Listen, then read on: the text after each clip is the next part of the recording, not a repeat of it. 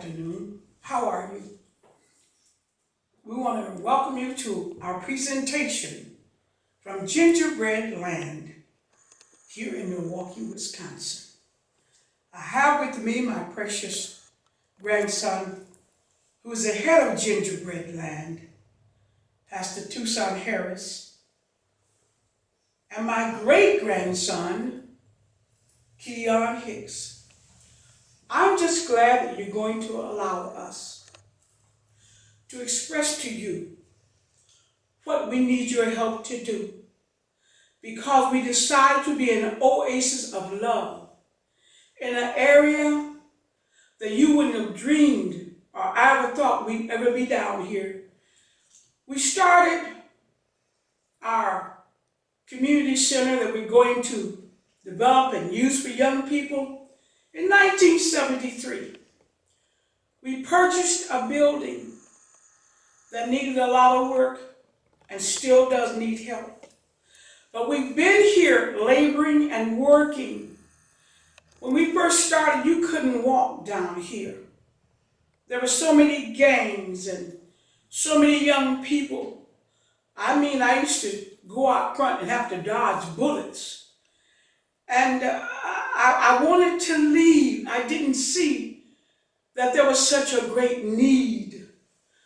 But over the process of time, watching this facility become an oasis of love, we now take care of the community. This facility that we're concerned about, when we purchased it, we never dreamed we'd be doing anything but helping people to save their soul. But as time has gone by, we see a greater need. The young people down here are in dire need of having a community center centered around loving them unconditionally. I want to inform you that after this week, I've known two young men that lived down here that I used to talk to. One murdered the other one, and we knew them very well. And we would spend time talking with them on the streets. I remember how that we take our facility and house and feed and clothe. And people would say, "What's wrong with you? We did this in 1980. And this facility has always been an asset to the community." Now the need is so great that I just wanted to come and present to you. We need to get this done. Milwaukee, Wisconsin, as you know and probably have read about, has increased in such a homicidal rate. I remember going into a store, and there were a gang of young men getting ready to rob this Indian store owner. And I walked in not knowing I knew them. And they were getting ready to murder the man. And I happened to come in the store. And being the person I am, I figured I should do something. So I said, "Don't do this. You shouldn't hurt this man." And about 10 young men turned toward me and began to not call me nice names. Out of the middle stepped the leader. And the leader looked to me and said, "Mother, is that you?" And I said, "Who are you?" He said, "When I was little, you fed my mother and my family. You gave us shoes and clothes." He said, "I won't forget you for all you did for us out of that beautiful building you had down there." And he looked at his workers, I guess you call them, a gang. And he looked at the man that owned the store and said, "You better be glad that Mother came along today." He said, "We're going to spare you for one reason." And he turned to me and said, "Because of Mother, we're going to to let him live. And I was standing there looking. Here was his last words. Pray for me, Mother. I'm in a bad shape. And I told him, when you get a chance, come visit me. And he told me, keep doing what you're doing. And they left out of the store. And he made them apologize for calling me terrible names. That was some years ago when we first acquired the building. But he remembered coming to the building, getting shoes. He remembered us taking time to help his little brothers and sisters. He became a gang leader. But he remembered the kindness. We want our building, which is going to service the community. We're calling it the Gingerbread Land Love Tabernacle Community Center. There's nothing close by to help these young people. And when they pass by, they'll ask us, when are you going to open? Yesterday, 2 days ago, I saw a mother coming down the street. And I'm always looking at our building, and sometimes I do weep over it because I want it open so it can help our children. The mother's little 8-year-old, about 8 years old, was hollering at his little brother and screaming at him and teasing him and had his fist raised at him. And the mother acted like it was just normal. So I looked at the older child. I don't know. I just got this thing in me where I can't tolerate you mistreating children. And two-something knows how I am. That's why we made him the new person to take care of our community center when it's built. The mother looked at me and I looked at her and I said, why don't you stop him from talking to his brother like that? I said, you're raising a mean child, and that little baby's going to grow up emulating him. I said, don't do this to your brother. You're making him mean. You're making him hateful. And I began to talk to the little child. And I told the mother, why don't you say something to them? They're going to grow up and become violent and could kill people. And I looked at the mother and she was standing there and she wasn't being belligerent. She listened to me. And I said, I want to thank you for allowing me to talk to you. And as they went to walk away, the little 4-year-old looked at me and his mother said, he's talking to you. I didn't know them. I never saw them before. And the mother said, lady, he's asked you for a hug. And Keon, I turned, I said, what did you say? The little 4-year-old wanted me to hug him. I couldn't refuse that.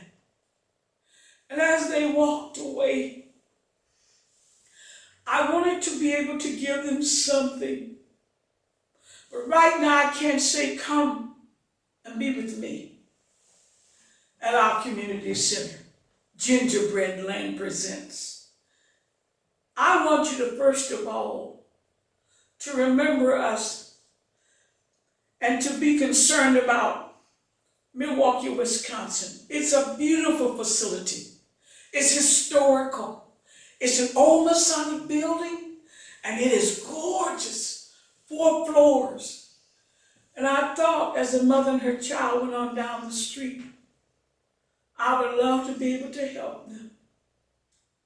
But all they can do is come by the house where I wave and feed. We need you to help us to get a community center. Here in Milwaukee, Wisconsin, people come by in droves and look at it. Our desire is to help our young gingerbread children. And I trust that this will get through to you. I'm here because I care. Our facility, which was just a worship center, I suddenly got an understanding of this has to be a community center. And that's what we're endeavoring and will do. The bishop may tarry, but it's coming to pass.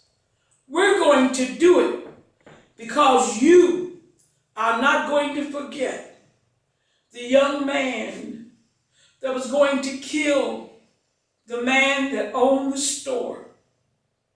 But years ago he said, "You don't remember us, do you?" I said, "No, I don't." But he said, "You helped us in that building over there." That's that building that he received shoes and clothes and food. And he said, "You did it for years, Mother." I don't remember his face, but he remembered the kindness coming out of that love church, which is now going to become a community center to take care. There are so many young people that need a center, which we call the oasis of love. I don't have to look at it terrible anymore. The drug dealers used to be on all the corners. And they will tell you one day the kingpin, I guess you call them, he came by and looked at me and said, "Come here." His windows were tinted dark. And I walked up to this beautiful big Cadillac, I guess it was. He said, "You really care about down here, don't you?" I said, "One day we're going to help a lot of children." He said, "Because you care, we're going to take all of our drug dealers off the corners down here." They were on all four corners. Guess what? We haven't saw anymore. They said, "Because you care about down here." It was no pleasure at first. We used to be shot at. You had gangs fighting in the streets. But there was something inside that gave us the tenacity. And I look at how we've grown. And now our building is historical. And it's beautiful. We want to help the young people. There's nothing with it going 20 blocks either way. And two young men just around the corner got to fussing over some illegal drug. And the young man that comes through all the time, he said he felt safe down here. He killed the other one. You got to help us to get this area that we might see great improvement. We can't do it without help. And that's what we want to do, is build an oasis of love. On behalf of Gingerbread Land Community Center and the Love Church, I trust you've enjoyed this presentation. I don't know you, but if you want to come to Milwaukee, Wisconsin and see me, I'm here. And there's my grandson, Tucson Harrison, Keon.